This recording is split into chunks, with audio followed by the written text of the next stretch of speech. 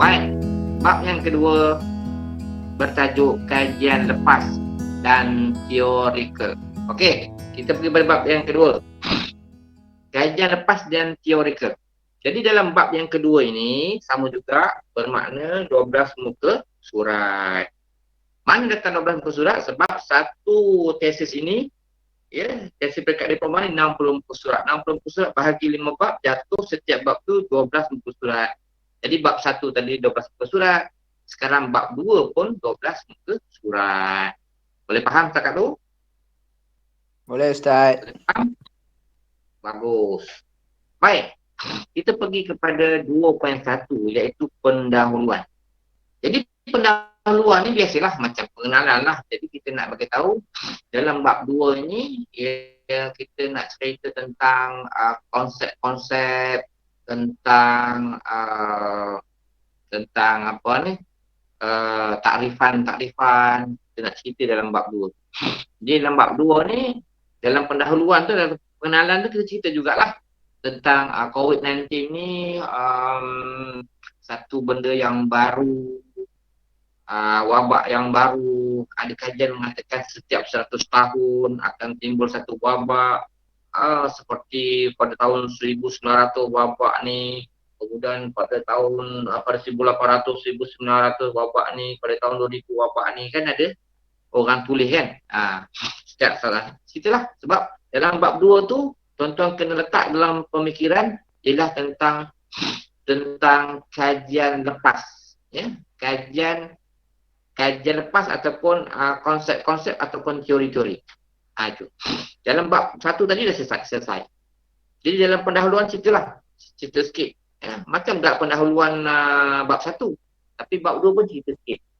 Kajian virus ni adalah benda baru, tetapi kalau mengikut sejarahnya setiap 100 tahun ada wabak bla bla bla bla, wabak JI lah, wabak ni lah, wabak tu lah. Okey, wabak dulu dia panggil wabak apa dulu ah? Wabak taun, wabak apa ni, tinggi lah, wabak H1N1. H1N1 lah, banyak. Setiap 100 tahun. Okey, jadi sekarang ni wabak yang terbaru ialah, dan wabak ini menyebabkan banyak kematian. Tentu kena research cerita sikit. Jadi kajian tu menarik. Ada data dalam wabak H1N1 dulu berapa orang mati. Dalam wabak ni berapa orang mati. Ceritalah kan, berapa juta mati. Itu dalam pendahuluan tu. Dalam pendahuluan tu nak mengisikan dua line tu, kena ceritalah. Kemudian kita beralih pada 2.2 iaitu kajian dalam negeri. Kajian dalam negeri bermaksud kita nak mengkaji adakah wabak coronavirus ini sudah pun ada dikaji dalam negeri. Kalau tuan-tuan buat tajuk lain, tuan-tuan buat kajian tentang baik buruk televisyen kepada remaja, tuan-tuan kajilah adakah baik buruk televisyen ni sudah dikaji oleh pihak-pihak lain. Rupa-rupanya kajian tentang kesan sampingan televisyen ini sudah ada 100 kajian. Contoh, itu juga dalam coronavirus sebagai contoh. Dalam kajian dalam negeri ada banyak orang mengkaji. Dalam selama 2 tahun ni rupanya sudah banyak orang buat penulisan. Jurnal sana, jurnal sini, artikel sana, artikel sini. Pendapat profesor tu, pendapat profesor ni. Itu dalam Malaysia je. Menurut pandangan Profesor Murugan daripada Universiti UPM, mengatakan bahawa COVID-19 ni bla bla bla. Menurut pandangan Profesor Dr. Saleh Majid daripada UKM, dalam satu pembentangan kertas kerja beliau di UKM pada tarikh sekian dalam satu seminar, beliau mengatakan bla bla bla bla. Takkannya boleh faham? Boleh Ustaz. Boleh faham? Di belakang sana tak dengar? Sure, doktor.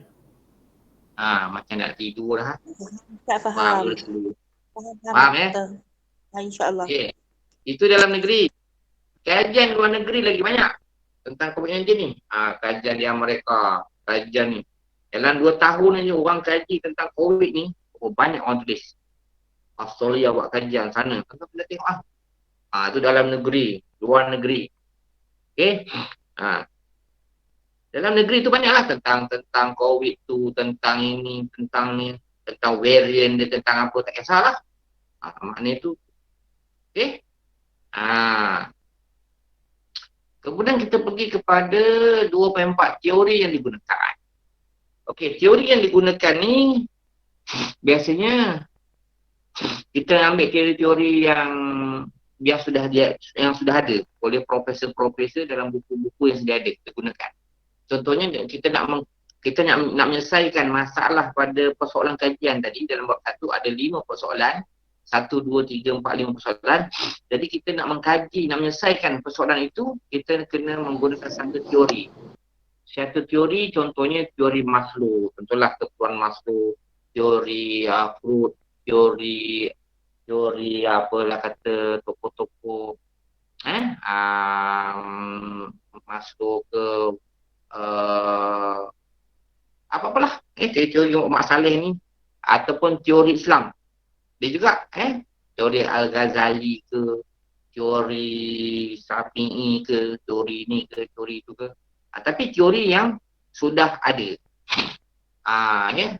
Teori penyelesaian, teori itu mungkin umum. Teori itu bukanlah pasal COVID, teori itu umum. Teori penyelesaian masalah, contohlah. Bila kita berhadapan satu masalah, berdasarkan kepada teori Al-Ghazali, pertama mesti sabar. Yang kedua ni, ketiga ni ada 5. Ada 5 langkah dalam teori Ghazali. Itu teori umum. Tapi dari teori umum tu nanti kita akan guna pakai secara untuk kita menyelesaikan masalah dalam persoalan kajian tu. Yang penting persoalan kajian itulah kita punya yang kita nak menjawab. Setiap 5 persoalan tadi itulah yang kita nak jawab dalam bab 3, bab 4. Boleh faham tak setakat ni? Setakat dalam 2.4 teori yang digunakan. Boleh faham? Boleh. Faham doktor, insyaAllah. Boleh insyaAllah.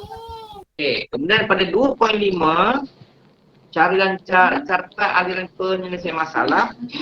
Carta aliran penyelesaian masalah ialah tuan-tuan punya carta dalam nak menyelesaikan masalah.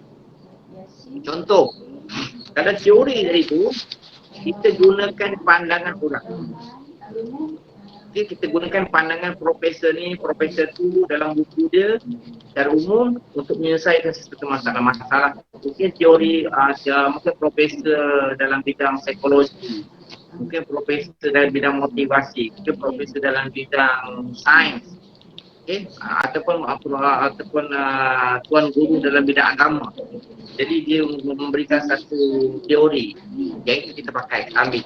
Itu teori yang kita gunakan berdasarkan kepada teori orang lain. Okey. Baik, 2.5. Carta aliran penyelesaian masalah. Carta aliran penyelesaian masalah ni bermaksud kita sendiri punya carta. Dalam isu penyelesaian masalah dalam COVID ni, kita buat sendiri. Kita reka sendiri. Contohnya Ali. Pelajar KPCI Ali. Jadi Ali ni dia mereka satu carta. Carta ada anak panah sana, anak panah sini. Ada ke situ. Dia buat sendiri. Okey, pertama sekali nak selesaikan masalah COVID ni. Langkah pertama ialah mestilah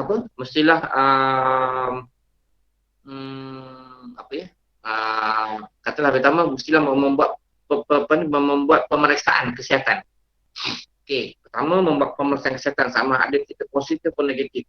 Lepas tu langkah yang kedua, graf yang kedua ialah sekiranya kita negatif, kita carta yang kedua, sekiranya negatif, okey. Kita selesai sampai takat tu. Tapi kalau kata pemeriksaan tadi kita positif, kita pergi pada anak panah yang kedua, iaitu kita kuarantin. Kita kuarantin sendiri di rumah selama 10 hari dan memastikan kita SOP. Kemudian seterusnya kita mengamalkan kalau kita positif tadi masa kuarantin kita buat carta lagi, kita hendaklah memakan cengkeh. Cengkeh, hirup uap cengkeh, kemudian cabang lagi hendaklah kita memakan bawang putih, cabang lagi hendaklah kita memakan habatus sauda, cabang lagi hendaklah kita memakan herba-herba yang lain, air zam-zam dan sebagainya. Nampak tak? Itu carta penyelesaian masalah daripada pandangan kita. Berdasarkan tajuk di atas ialah rawatan alternatif herba.